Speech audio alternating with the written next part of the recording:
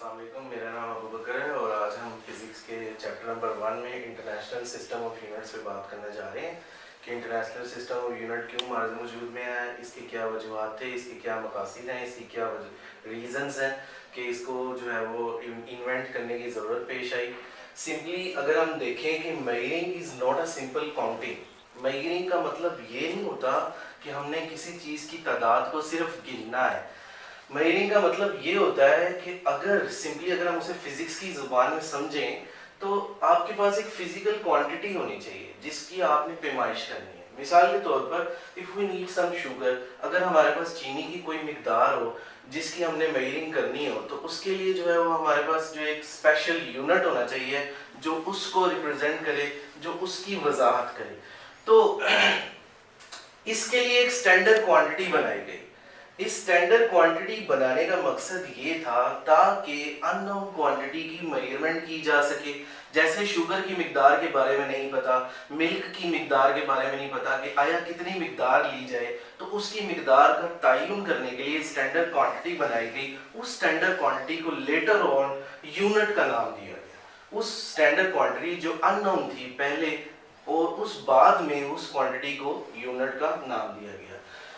Science की development के साथ साथ टेक्नोलॉजीज भी डेवलपमेंट हुई तो कुछ मालूमात एक्सचेंज होती रही, इंफॉर्मेशन मालूमात जो है वो एक्सचेंज होती रही और उस एक्सचेंजिंग को, उस मालूमात को 1960 में 11th जो जनरल कॉन्फ्रेंस हुई वेट एंड मेजरमेंट की, जो पेरिस में मुनक्किद हुई, उसने ये सारी मालूमात को यकजा किया, इकट्ठा किया और फिर कुछ मिकदारों का मेजरमेंट जो है के लिए उसने कुछ प्रिंसिपल। ये जो सिस्टम था इसको हम सिस्टम इंटरनेशनल यूनिट के नाम से जानते हैं, जो पेरिस में कॉन्फ्रेंस वेट एंड मेजरमेंट की हेल्ड हुई 1960 में।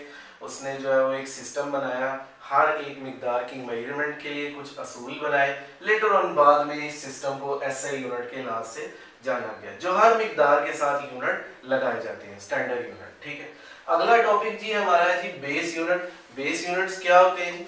बेस यूनिट्स जो होते हैं जी, base that describe the base quantities. ऐसी यूनिट जो है जो बेस मिकदारों की वजाहत करें उनको हम बेस यूनिट बोलते हैं। हर एक बेस यूनिट का, हर एक बेस क्वांटिटी का अपना एक खास यूनिट होता है।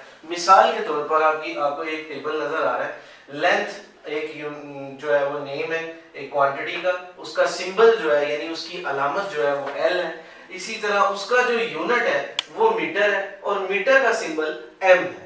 इसी तरह अगले यूनिट की हम बात करते हैं, अगली क्वांटिटी की बात करते हैं, मैस है। मैस के सिंबल को यानी उसकी अलामत को एम से जाहिर किया जाता है और उसके यूनिट को किलोग्राम और उसके सिंबल को लेटर ऑन बाद में हम केजी की शक्ल में रिप्रेजेंट करते हैं। किसी भी क्वांटिटी के साथ लिख दिया, सच एज 3 kg लिख दिया और इसी तरह लेंथ का यूनिट है वो 3 मीटर लिख दिया। तो ये जो मीटर है और जो ये केजी है, जो ये साथ लगे हुए हैं, ये दोनों ही बेस क्वांटिटीज को जाहिर करते हैं। इसी तरह आगे हम जब बात करते हैं टाइम पे, तो टाइम जो है वो एक बेस क्वांटिटी है, उसका सिंबल जो है वो टी है और उसका यूनिट जो है वो सेकंड है और सेकंड का सिंबल जो है वो एस है, जो किसी भी मिकदार के साथ लगाया जाता है। इसी तरह आगे है जी इलेक्ट्रिक करंट। इलेक्ट्रिक करंट का सिंबल जो है वो आई है लेकिन उसका यूनिट एम्पेयर है और एम्पेयर का सिंबल जो है वो ए है।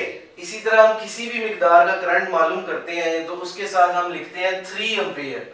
3 एम्पेयर जो ए है, जो लास्ट में यूनिट लगा हुआ है, वो जाहिर कर रहा है कि ये बेस क्वांटिटी का यूनिट है, यानी इस जगह से 3 एम्पेयर करंट गुजर रहा है। तो ये जो एम्पेयर है वो जाहिर करता है इलेक्ट्रिक करंट। ड्राइव यूनिट क्या होते हैं जी?